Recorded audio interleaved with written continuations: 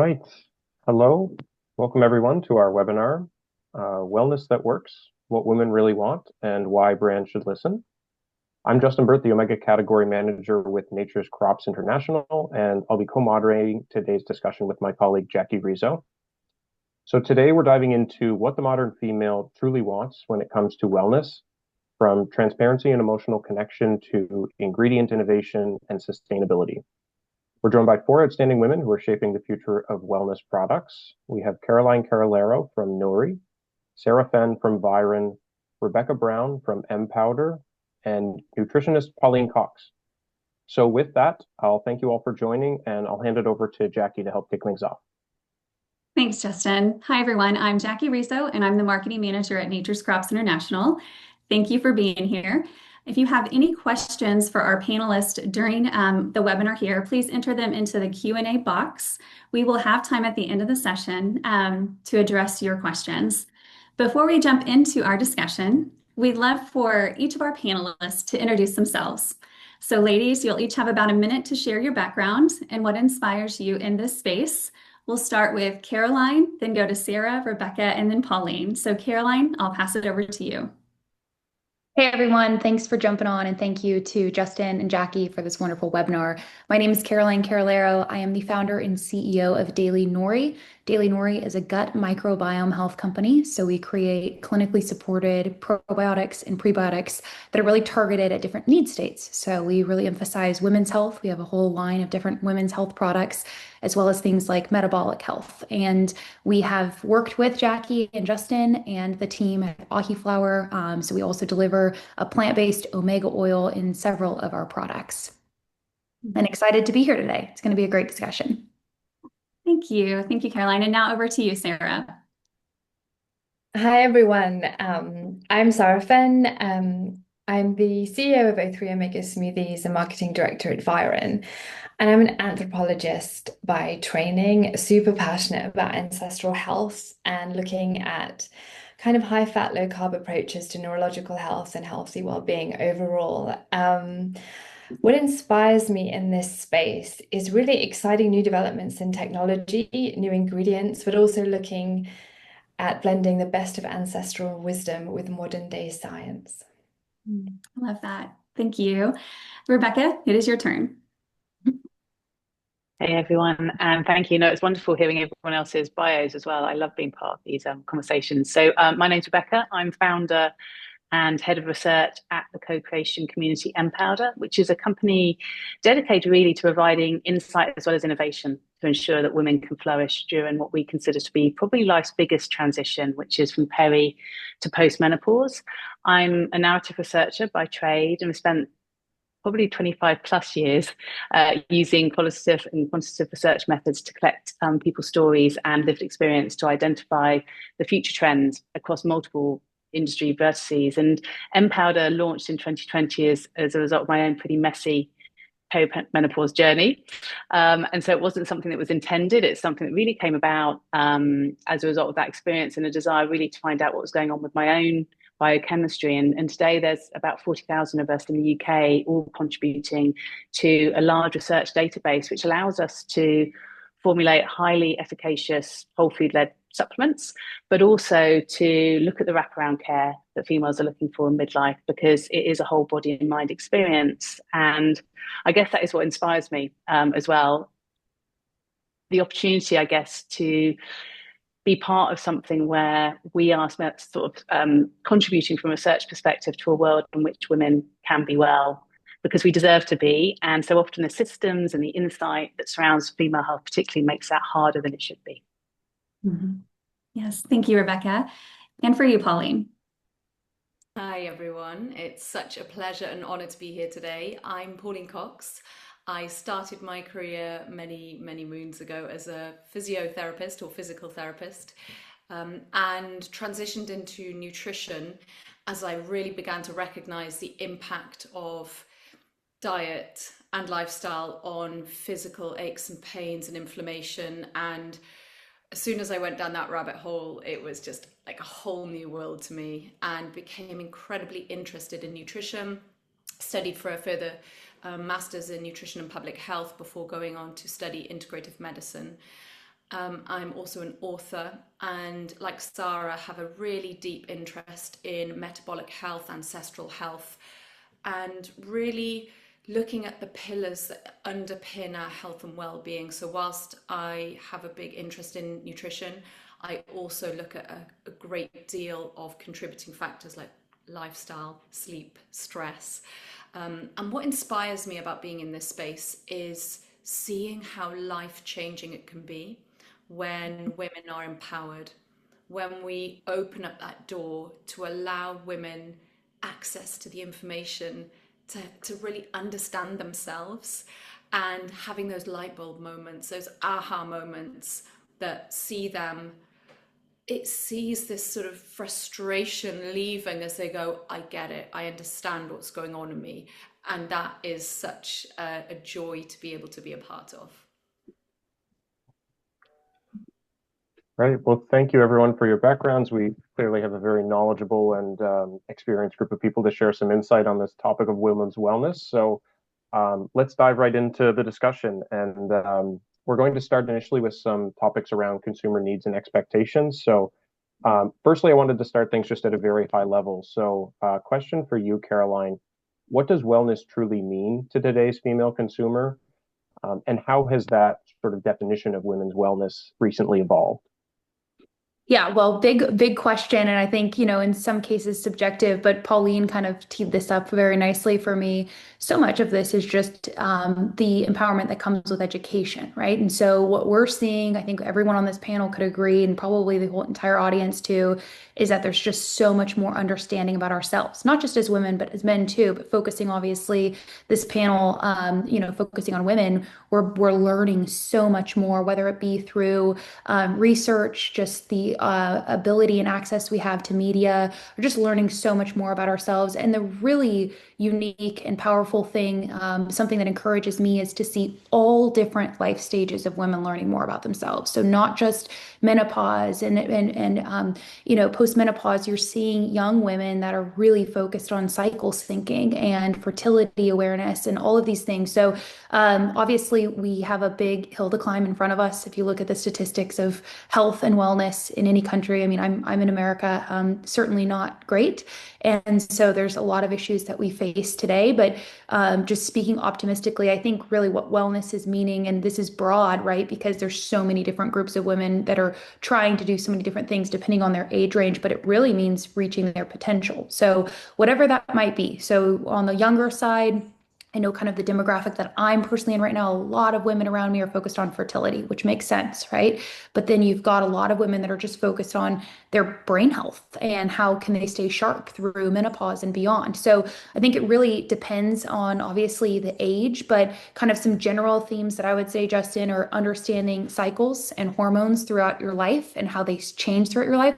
There's a real huge lack of education around that. I know personally, I didn't learn about so much until I got pregnant, which is pretty late in the game to be learning about hormones, but it's just the reality of what happens with young women and the lack of education. So learning about cycles and hormone health, obviously going into what Pauline was talking about here, optimization of diet and lifestyle, and then just kind of learning holistically about how we can hopefully be proactive versus reactive within our lives. And that's, I know, my goal within all the work that we do is, most people still come to our products and find us reactively. They've got a problem they're trying to solve, which is okay.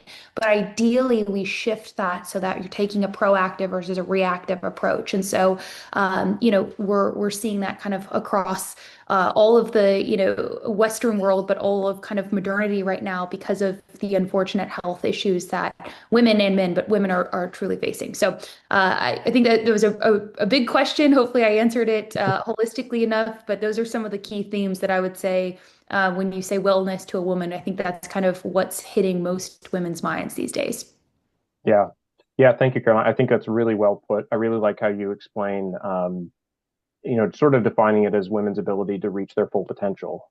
Yeah. Because obviously, if you're not checking the wellness box, then it can be really challenging to feel like you're really achieving that full potential. So, yeah, well put. Yeah, definitely. I would definitely agree with that. And so piggybacking off of that question, Rebecca, when it comes to supplements and nutrition, what specific concerns or goals do women prioritize? Yeah, again, I mean, lovely to hear Caroline talking. And again, very big question, which I'll try and kind of give some perspective on.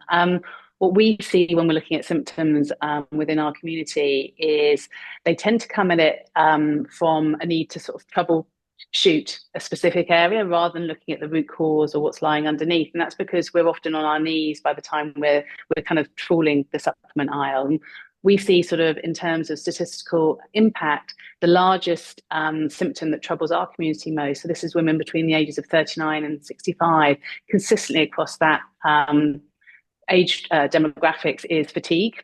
So extreme fatigue, followed by weight, followed by a sense of bloating and discomfort in the food that they're experiencing. And we obviously know as researchers, when we're looking at those symptom-specific issues, that so much of that's to do with their hormone health and the sex hormone fluctuations and declines we see from that age group across.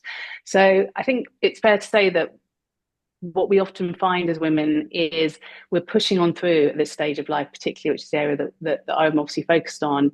And that does mean that we often don't seek solutions, to Caroline's point, until we're absolutely desperate.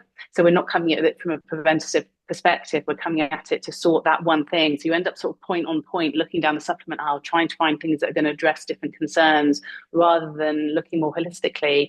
And we obviously know that not only menopause being a whole body and mind experience, but the impact our hormones have on every single cell in our body means that education is so important to try and rectify that so that people are taking a more holistic approach. And the final thing I think I would highlight in terms of what we see within our community is that symptom to symptom kind of point on point approach often leads to over supplementation. And I know this is something that Pauline and I have spoken about outside of tonight's panel. That's probably one of the biggest challenges we see actually, is that females are looking to address all of these multiple symptoms. And let's face it, there's 48 plus now associated with menopause.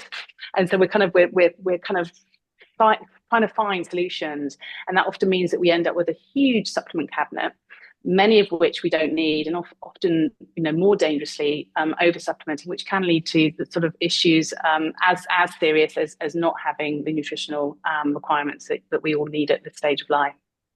Mm-hmm. Mm-hmm. Yeah, very well put. Thank you, Rebecca.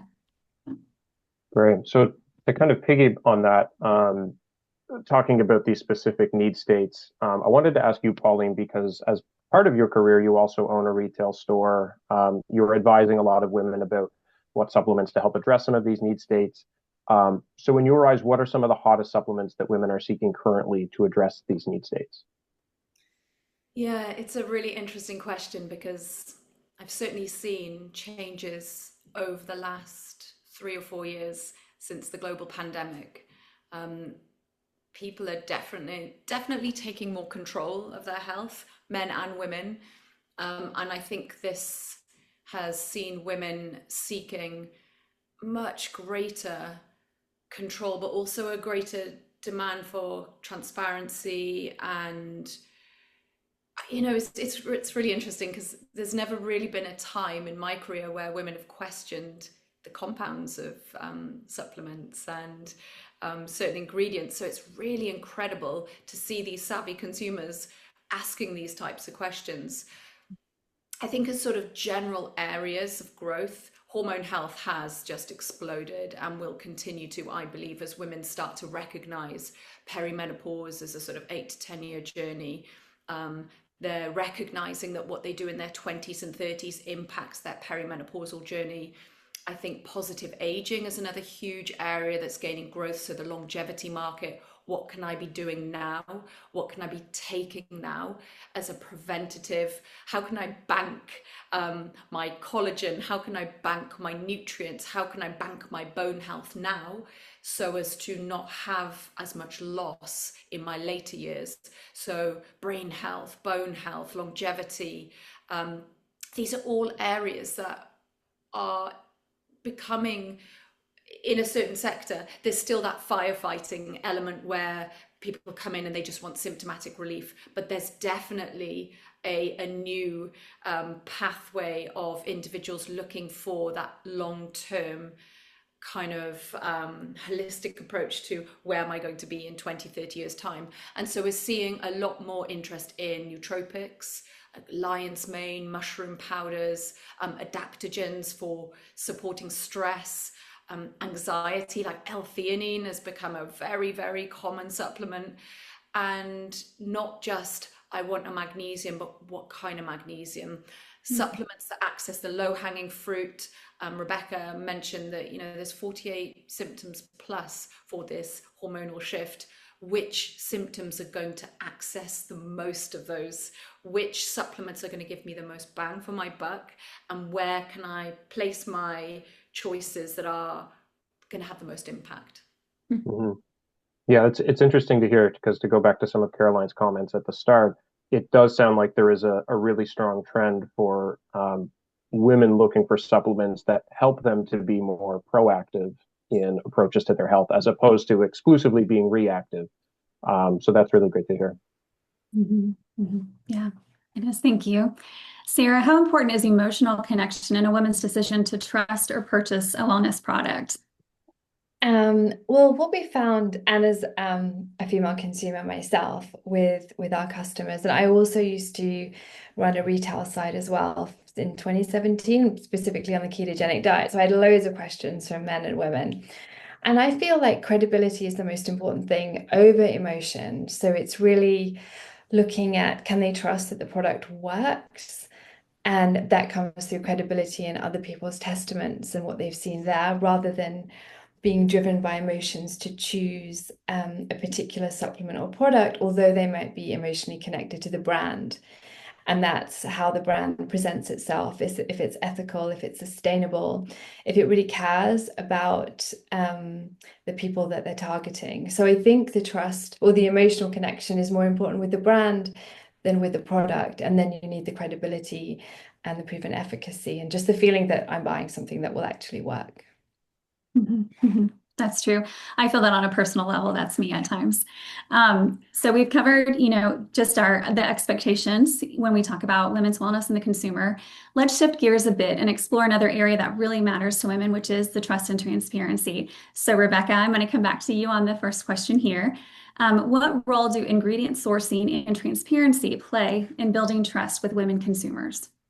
Yeah, I mean, I think it's critical, but I also believe that I think the transparency is about a much broader lens than the ingredients themselves. I think particularly in the space that we're talking about this evening when we're thinking about supplements, it's about acknowledging what we know and what we're yet to learn. And I think quite often in the supplement space, we kind of, there's a desire perhaps from brands to sort of jump over the recognition that with many of the botanicals that we work with, there's bodies of evidence, there's promise in clinical trials, but there's not always that kind of gold standard 3-year plus pharmaceutical grade trial that's going to support what we're sort of seeing and playing with as businesses.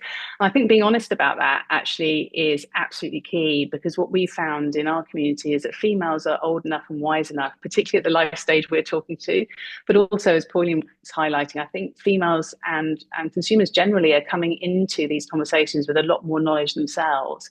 And so you can have an honest chat, and you have to start somewhere. You have to start filling that data health gap. You can do that together as brands. So I think when we're talking about transparency, looking at showcasing exactly where things come from is absolutely critical. Also recognizing what you've found in terms of potential in the lab and what you're hoping to see play out in real life is critical as well. And I also think that, recognizing that we are, I think, seeing a tide in terms of people curious about complementary therapies and interventions, whether that's supplements, whether that's lifestyle interventions as well. Some recent research was highlighting, I think around 83% of women in midlife are looking to use complementary therapies to support them as they transition through menopause. And that doesn't mean that's at the exclusion of medical protocols. It just means, I think, that maybe it is that thing about becoming more confident in our own skin and having agency. Again, to Caroline's point about people sort of wanting to take control preemptively, I think that also then leads to maybe a little bit more confidence in our own skin, a bit more willingness to be curious too. So I think if you can meet the consumer there, bringing all of the knowledge that you share as a brand, but also inviting their curiosity, that's the key thing in terms of transparency. I think the only final thing I'd flag as well around transparency is also recognizing the limitations that brands have around what they can and cannot say. So it does make it quite hard for brands to navigate and share potential, which I know is a frustration. I know it's probably a frustration for many of the people on the panel this evening as well. But again, acknowledging that and then giving the consumer the signposts out to where research does sit, to where the kind of the efficacy data and the potential can be found, and then really allowing humans to take agency and make their own decisions. I think that's where transparency really plays its part. Mm-hmm, mm-hmm. Thank you. Thank you. It does seem that brands do have a lot of hurdles to hit consumers. So I am looking forward for that part of our webinar to maybe talk through that a little bit more. But thank you, Rebecca. Question for Sarah. Are women more likely than men to research ingredients or question the claims that are on their products? And follow up to that, how can brands respond to this situation? Yeah, I think that's a great question, and it's really changed over the last 10 years. I just want to say what Rebecca said about curiosity and agency is so true, particularly for women now. And I think there's definitely a movement where women are realizing they're not actually being catered to enough by their doctors or the general consensus on health, and they have to do their own research in learning about what does and doesn't work for them. And there's now a movement of brands as well who are catering to what women need. So I think they're more active in that role because they have to be, because the answers aren't just already there, nor is the support. So when I ran the ketogenic site, I would get, so this was 10 years ago, more questions from men about what's the efficacy of the ingredients and the actual, like, how many milligrams of this or that does a certain supplement include? Whereas my questions from women were more, how do I incorporate this into my lifestyle as a whole? What should I be eating? How should I be exercising? It was more of a kind of, not just a question about the product or the supplement, but how do I incorporate that into my life and what else can I be doing? So we did lots of guides and things like that, kind of meal guides and lifestyle guides, even including sleep and the other pillars that Pauline mentioned as well. And I think now moving forward 10 years later with O3 Omega Smoothies, we do get a lot of questions from women about transparency of ingredients. Where is it coming from? How is it sourced? Is it sustainable? But overall, I think that the most important thing with women is to give them guided, like a wider education, and how do they incorporate different things into their lifestyle, and then include the other pillars as well, because they're obviously cross-beneficial. So there's definitely been a shift, and women are asking more of the specific technical questions now compared to 10 years ago. But in order to cater to them best, I would say brands do both, provide transparency, obviously high quality resourced ingredients, but also information to help them with their lifestyle as a whole. Mm-hmm. Yeah, okay, very interesting. A question for Caroline, since you're very much at the center of the nutrition industry and responding to the needs of a lot of consumers based on what type of products are they looking for? I'm curious, in your eyes, what ingredient trends are resonating most with female audiences? And what are the trends that are starting to feel a little bit more like marketing hype in the industry? Yeah, I think, this has been touched on a few times, but the credibility angle, and as we go here, I'll just speak directly to the gut microbiome space. I mean, there's been over 55,000 papers published over the last 10 years or so. So, I mean, it's just kind of an incredible amount of research being done. And what's good about that is that there's now some great substantiation behind what we're saying, and there's going to be more substantiation. To Rebecca's point, there's a lot of things that don't have substantiation yet, right? And it's kind of tip of the iceberg. We've got a lot more to learn. But one thing we are seeing, as a trend that's resonating, are just clinically supported ingredients, great ingredients that you can actually point back to studies and research and see how they work and why they work. I think that's going to be something that's just a foundational truth moving forward. Women are going to want to see more studies. And as a brand, you do the best you can, right? So, as a brand that's young, you can't afford to do all of these studies, and you don't necessarily need to, but definitely sourcing high quality ingredients versus ingredients that are more commonly found on even sites like Alibaba, which is, concerning, right? And then you bring them in and put them into these products. And so I think that's a trend from a quality perspective. But the other things I would say, Justin, just holistically, the trends of ingredients are things like protein. We're seeing women become very, very focused on getting enough protein. I know that's me personally. I'm very excited about this. We've been playing a part in this. Fiber is coming back into the spotlight, and the fact that, at least in America here, 95% of Americans are not getting enough fiber. And is there a correlation between why we're seeing young people all of a sudden get colon cancer, right? We have to start looking at these things.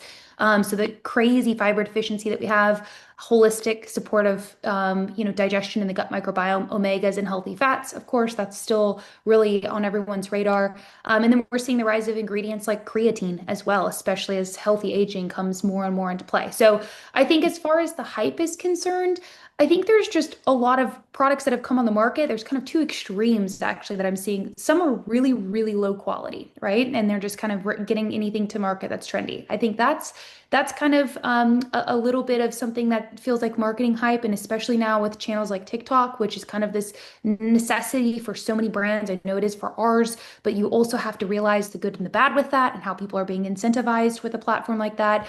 And then also you see this kind of high promise product that's very expensive and it's almost over promising and under delivering. So I think some of those things will kind of fade out as we go, especially as we know with economies and cycles, there will be another recession at some point, and you're going to really have to think twice about your $80 or $100 supplements, right? So I think those are kind of some generalities, Justin. I mean, I always like to go back as the owner of a supplement company, though, and just say focus on diet first, because supplements are great, but they are only beneficial if you add them to the diet. So the core things that I'm seeing that I'm really excited about are fiber. We really need to all start educating more and more about that because it's so important and it's just a huge lack right now. And then protein and some of these other kind of more digestive and gut health supporting ingredients. Mhm. Yeah, that's great. I totally agree. Fiber, protein, things like that, because they're compounds that are probably most easiest to integrate into your diet through whole foods. That's right. And then, of course, if you can add supplements that sort of help top you up with certain things, or that you get an ease of integration into your lifestyle, that's fantastic as well. But yeah, the impacts that we can have just from learning a little bit more about the things that should naturally be in our diet is truly impactful. Yeah. Yeah, I would agree. And Caroline, you launched a new product just a couple of months ago, or maybe even a little longer than that, but Stay Well. And I had actually noticed I wasn't getting enough fiber in my diet. So when you launched that product, just knowing who you are and trusting your company, my family's been doing it since day one, and it's been fantastic for us. We've got colon cancer on my husband's side, also on my side of the family. So it is something we're trying to even focus on and educate our own children at such a young age that it's a necessity and you start now. So thank you for that product. Of course. Yeah. So Pauline, I'm going to direct the next question to you. Historically, we all know there's been a bias towards men in clinical studies. What impact does this have on delivering meaningful wellness solutions to women?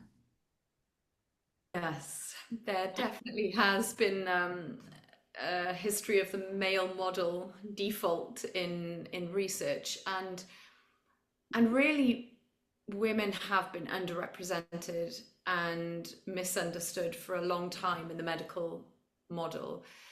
And I think because women have been felt so unseen and so unheard, it normalized a lot of the symptoms that women experience, from teenage years, heavy period, PMS, to endometriosis, PCOS, fibroids, all of these really challenging hormonal, and let's just look at the hormones for starters. The sort of normalization of the symptoms that a lot of women experience, and then the gaslighting that they experience alongside that, has really opened up the sympathetic ear of the holistic world.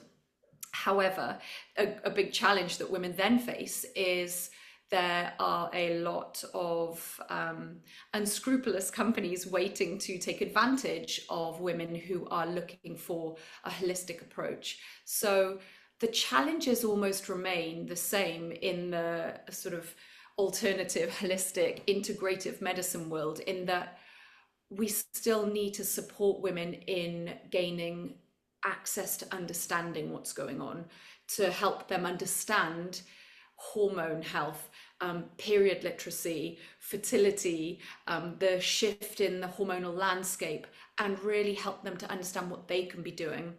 Again, the low-hanging fruit in terms of optimal sleep, stress management, a really nutritious diet, and then finding those nuanced supplements that really support their journey from whichever stage of life they're at. So it's still a challenge, I think, for women, even the women seeking the sort of empowered model of holistic health and I'm doing this the natural way.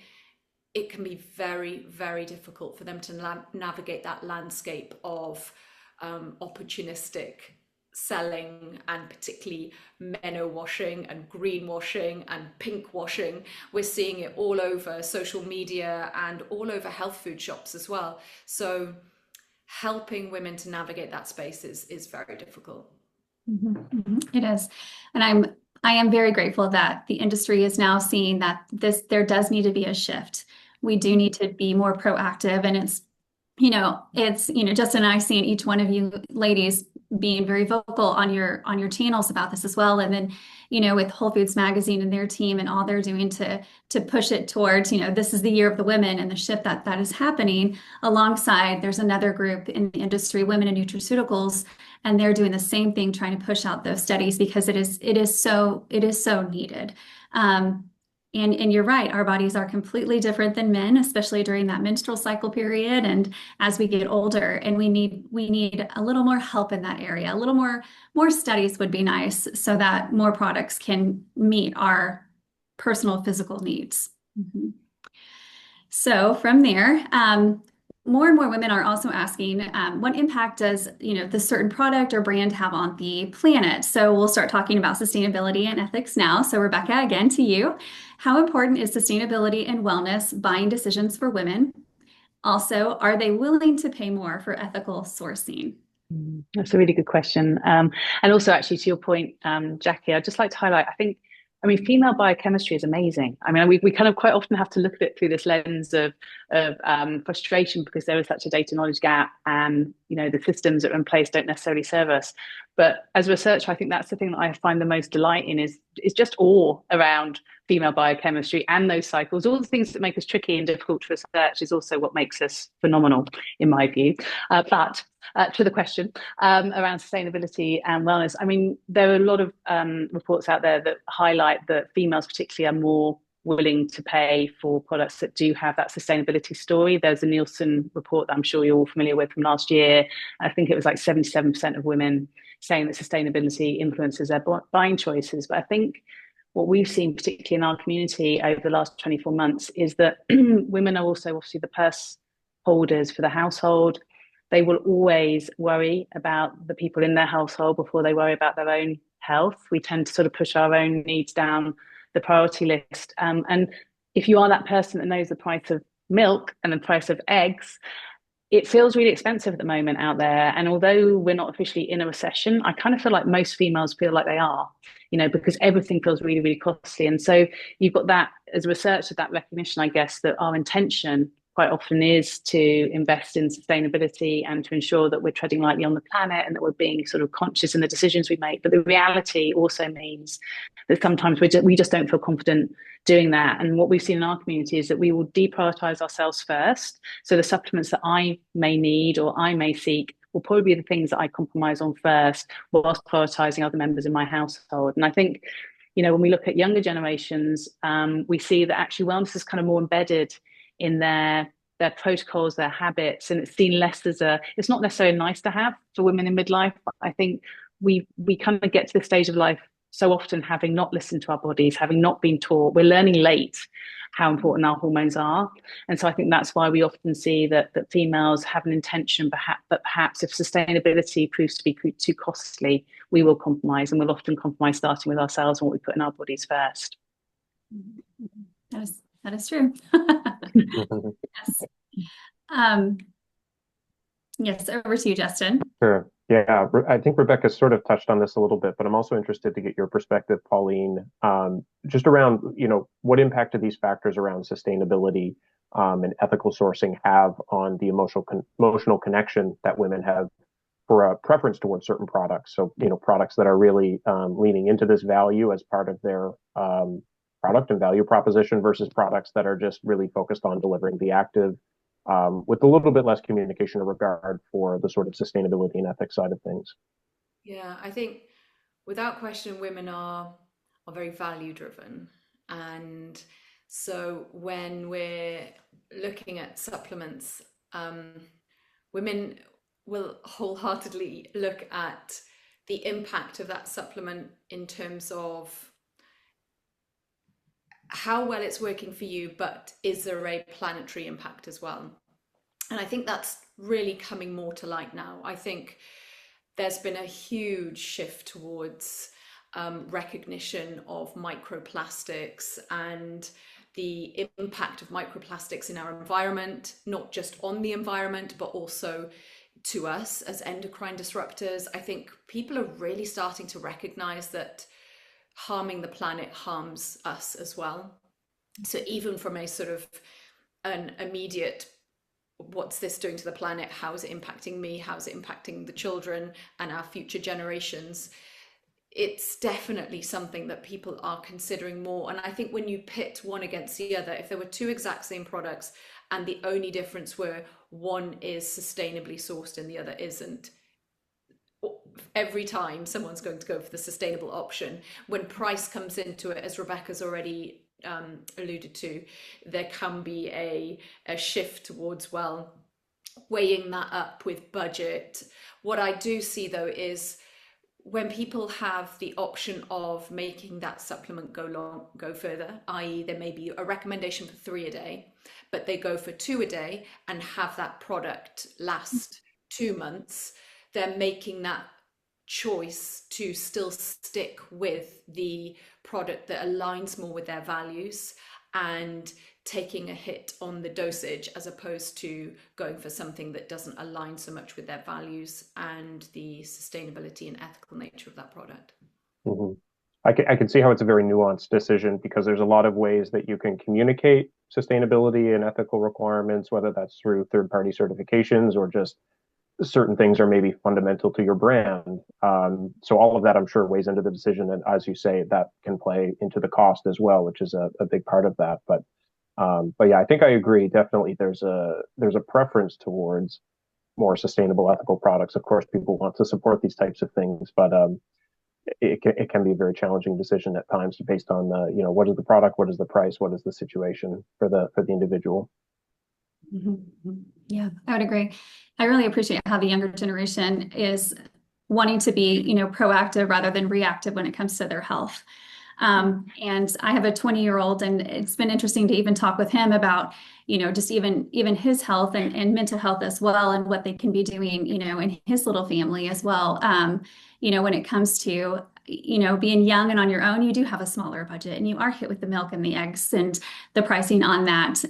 But yet that to them is looking at their health is just as important as looking at like that price. So where can they also cut the cost when it comes to their grocery bill to get, maybe it is that fiber or omegas or something else that they may need. And so that's been really interesting to see as well with the younger generation coming up. So Caroline, this one is for you. What are some examples of brands getting sustainability right, especially in a way that connects with women emotionally or practically? Yeah, well, kind of just tying this all together, what's been said the last few minutes. I mean, I'll kind of start with the emotionally and practically first, and then lead into some of the brands. But yeah, I mean, Pauline touched on this, I think, and you just mentioned it too, Jackie, with your younger son. But the awareness around environmental and lifestyle toxins that are riddling us all right now and causing a lot of issues. What is that turning into? I mean, a lot of different issues, but for the younger generation particularly, it's turning into a lot of infertility, unfortunately. So like 1 in 6 couples right now in America are suffering from infertility. That's up about 30%, depending on the data that you look at over the last decade. I mean, that's some, not to be a doomsdayer, but that is some really, really scary data to look at. And so I think the reasons why you're seeing young men, even who historically weren't really into, figuring out what kind of plastics or not they should use and using glass bottles and looking at air filters and everything else. I've seen this within my own husband. It's amazing to see kind of the shift, because why? Because unfortunately there's some serious consequences that if you're not facing, it's highly likely someone in your community is, whether a very good friend or a family member, right? So we're all kind of going through this together. So as far as brands that are doing it well, I mean, actually, I think, there's definitely some within the supplement space. I mean, we do our best. We use a glass bottle. We try and do our best with everything we can from a sustainability perspective, obviously using Ahi flower, this amazing and regenerative omega oil. But I think actually a couple of the examples, and these might be kind of, off the wall here because we're talking supplements and food and diet here. But I think a couple of things, that I point to, the resurgence and kind of the growth of regen ag and food is really inspiring to me. You're seeing this more within dairy. I know we've recently made some changes personally to use more of the regenerative, like A2 dairy. I think that really, and some of the brands there are doing a really good job of telling that story. And kind of whether you're, eat dairy or not, there's this very good thing that's going on from a human health perspective and the quality of dairy and that conversation coming to the forefront. So I really like that. And I think there's a lot to learn from there. Um, the same is true, by the way, for the quality of meats and proteins.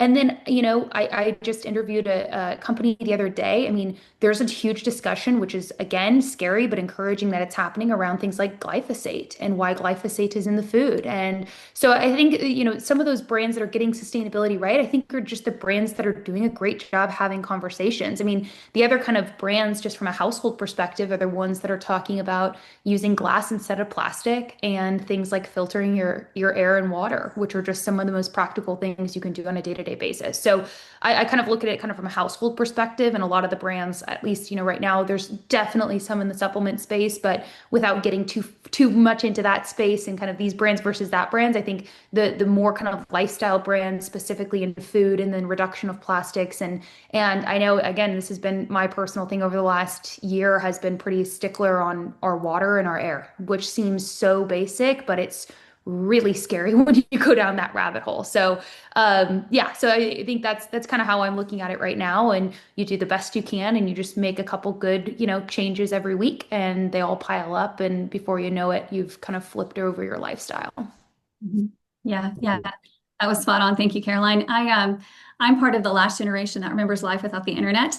And so, I had 3 kids under 3 years. So I have more than that, more children than that. But at one point, I had 3 kids under 3 years, and I would buy what was just convenient and easy because that was my state.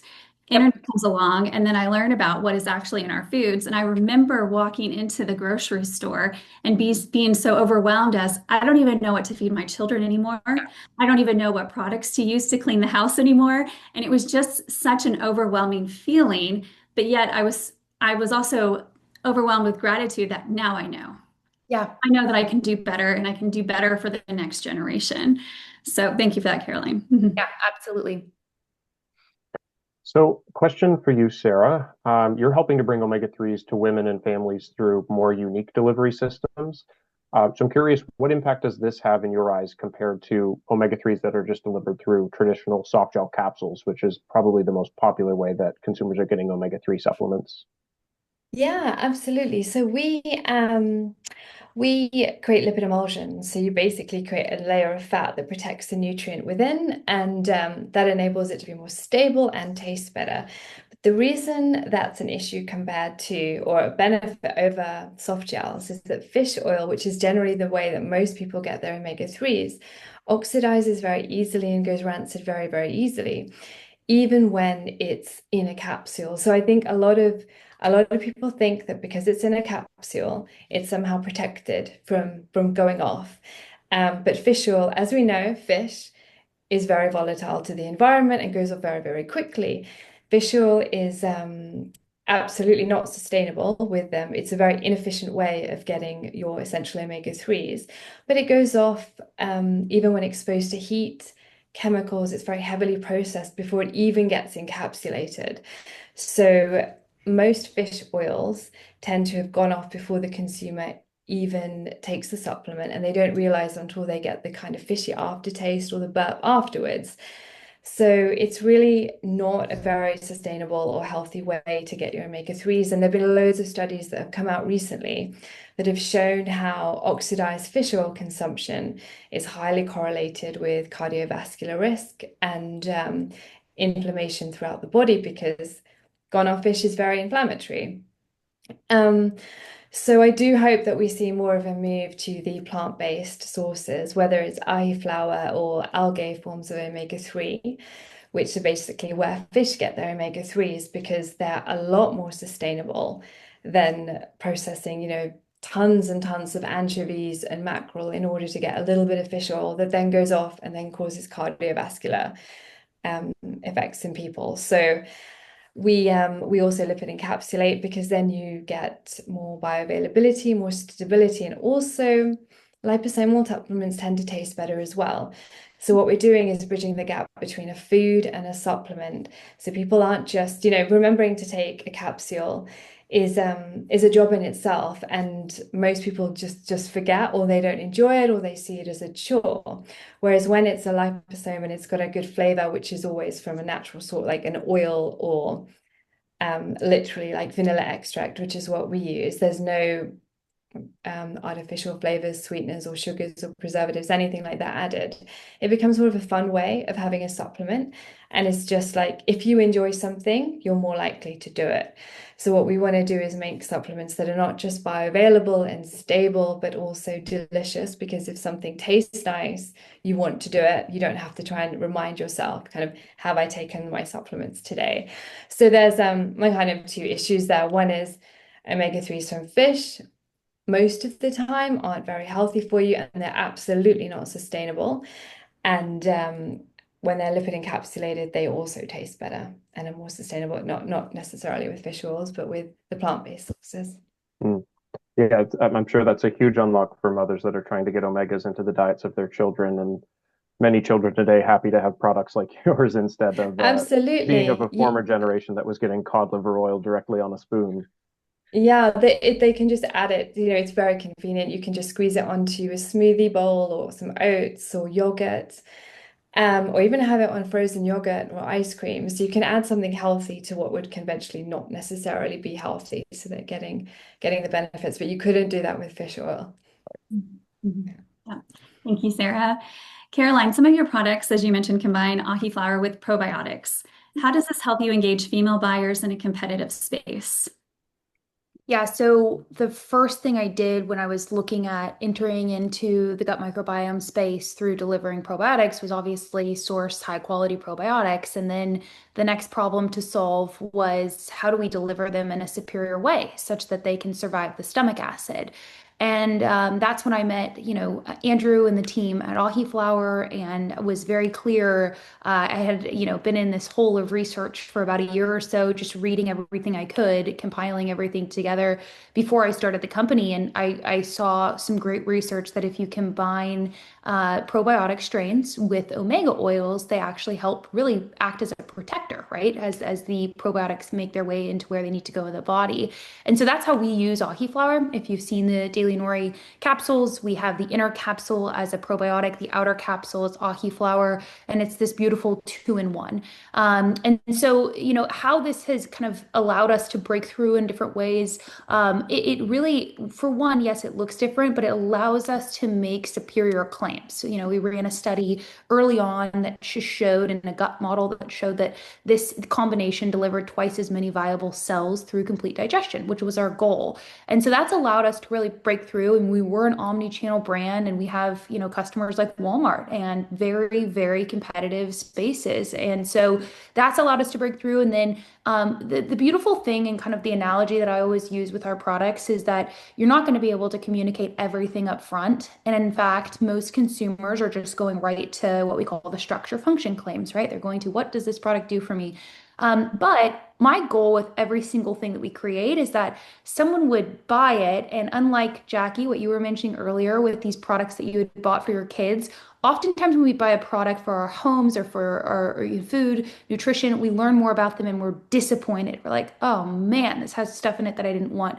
We want the experience to be the opposite. Maybe you don't know everything right off the bat because we can't tell the ahi flower story, or we can't tell these very complex bacteria stories. But the more that you learn about our products, the more that you actually like them, right? So you're peeling back the layers, and it's a good experience versus bad. So that's really what's allowed us to break through, is that the more that consumers learn about why it's good for them and what it does, and then they learn, oh my gosh, regenerative ag, this is a sustainable solution. This doesn't have the negative connotations that fish oil has, et cetera. So yeah, so it's been, definitely an experience where we've let consumers dig more and more into it. But you have these also very bold keywords, probiotics and omegas, two things that we know almost every consumer at this point is looking for. And that's allowed us to really break through some of these crowded spaces. Excellent. Thank you, Caroline. Question for you, Pauline, because I know that you do a lot of work with ahi flower and recommending it to people for some of the benefits they're looking to add into their lifestyle. But as we somewhat touched on, sustainability and multifunctionality are top priorities of many female consumers. So I'm curious, how does ahi flower, which is regeneratively grown and delivers omega-3, 6, 9 benefits, meet those expectations of female consumers?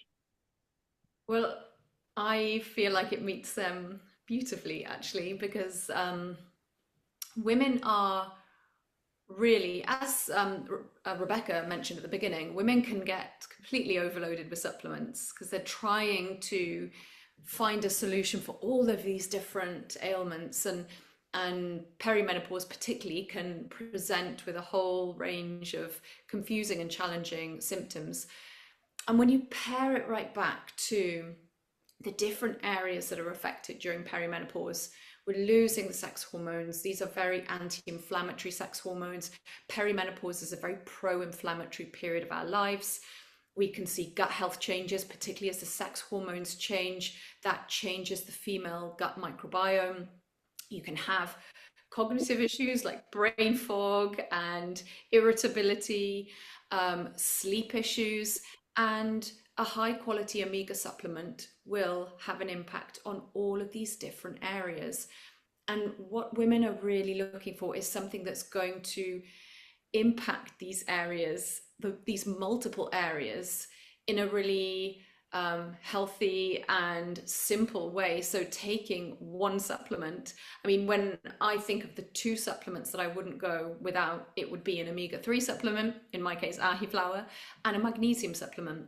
Those are my two go-tos. Now, from there are other ones that are obviously beneficial, but in terms of supplements that really move the needle and support women in all of these different areas, ahi flower really does deliver and ticks so many of those boxes, even from the omega-6 perspective with the GLA.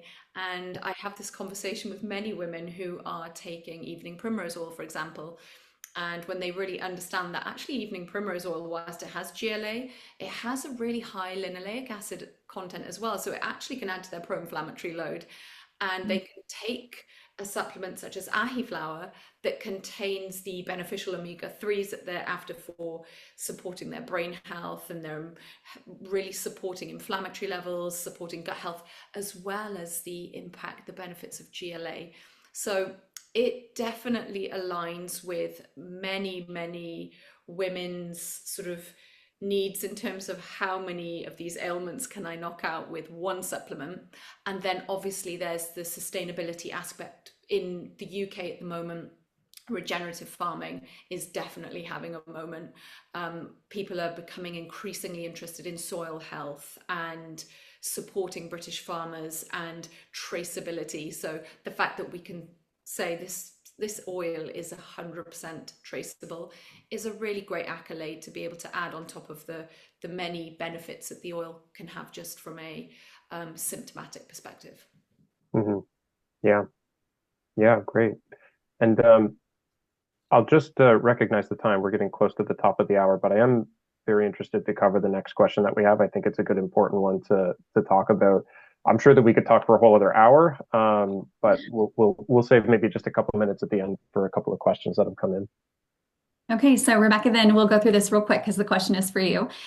Women often make supplement decisions not just for themselves, but for their families. How does that influence their brand expectations? Yeah, I mean, I think a really good question. And in terms of expectation management, to Pauline's point earlier, women are driven, if they can, to look to solutions that are going to be good for their household as well as good to the planet. So trying to ensure that your brand delivers against those sustainability measures, those transparency measures we spoke about earlier.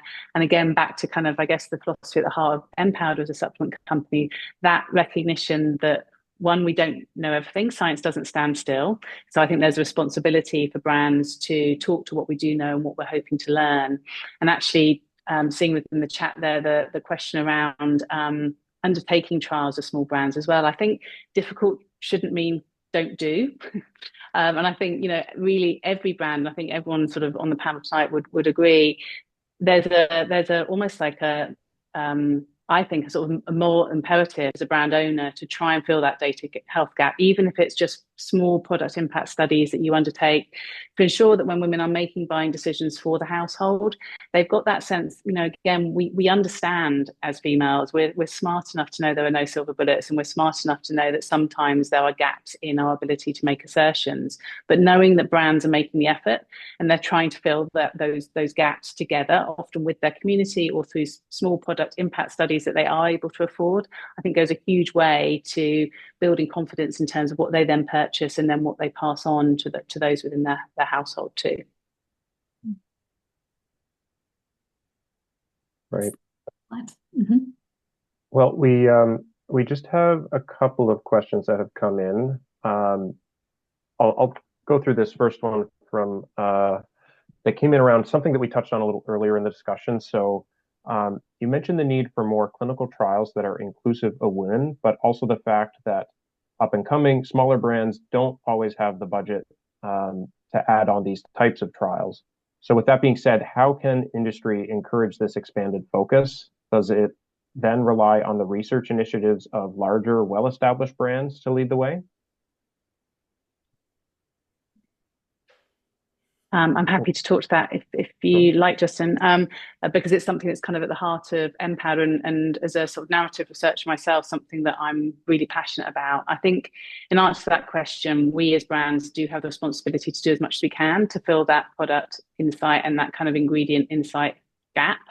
And there's many ways you can do that. And I think what's actually required is a sort of broadening of recognition of different research modalities. So my background's obviously narrative research, where you're often looking at small lived experience, you know, qualitative insight where people are sharing language, hopes and dreams alongside kind of their own reported response to ingredients. And that's absolutely valid as a research tool. In fact, when we look at that compared to quantitative analysis, which is often sort of deemed to be the gold standard, we can find that much smaller cohorts, when treated in the correct framework using those narrative research modalities, we get as much insight, as much robust insight actually to efficacy as well as wants and needs as we would do to larger groups. So recognizing that there are different modalities to research that can be equally as valuable when it comes to understanding both ingredient efficacy but also consumer wants and needs and habits, I think is part one.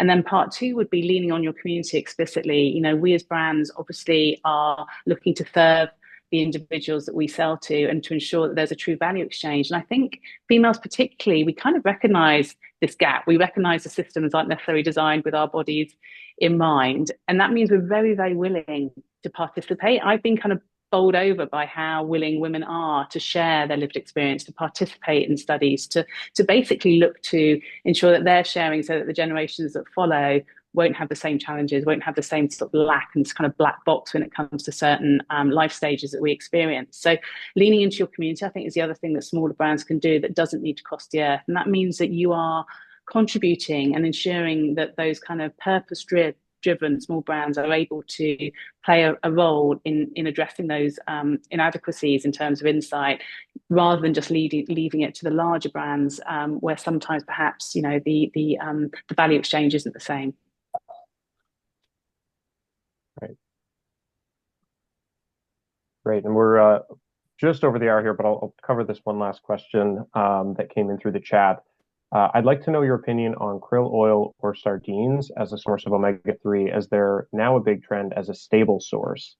I could provide an opinion on this, but I'll definitely open up to the panel if anybody has any comments or thoughts or feedback they'd like to address that one with. Well, I do work very heavily in the omega category, so I'll cover this just at a high level to say that um, many different marine sources of omega threes are perhaps positioned and messaged about in different ways. Some are certainly managed in more sustainable manners than others. But at a very high level globally, we've basically reached the maximum capacity of omega 3s that we can draw from the ocean. A couple of years ago, we saw a really big issue with an El Nino event happening in South America where there was a very large shortage of the Peruvian anchovy. And when this happened, it really put a lot of pressure on other marine omega sources to fill that gap. So in the future, El Ninos will continue to happen. Globally, the demand for omega 3s is continuing to rise. So it's really important to recognize that as we consider getting more omega 3s into the diets of more humans, accounting for population growth, essentially the demand for those omega 3s can't be catered to by marine sources. So certainly some marine-based omega sources are managed in a sustainable manner, but a lot of sources are not. And as I mentioned, I think the biggest thing to focus is on where is the growth in the omega-3 category going to come from, and ultimately it's going to be have to be sustainable plant-based sources or algae-based sources of omegas. Mm-hmm. Yeah. Well said, well said. Well, thank you. First, just thank you all so much for joining us for today's conversation. And a big thank you to our panelists, to Pauline, Rebecca, Sarah, Caroline. Thank you so much for your insight and your inspiration. It has been such an insightful conversation with you ladies. And I know we, just like Justin said, we could go another hour or two, I think, on this topic. We hope that you, the audience, you're leaving with new ideas and perspectives, and maybe even a few changes to bring back to your own brand. So stay connected, and we look forward to seeing how you continue to serve women in wellness. Thank you very much.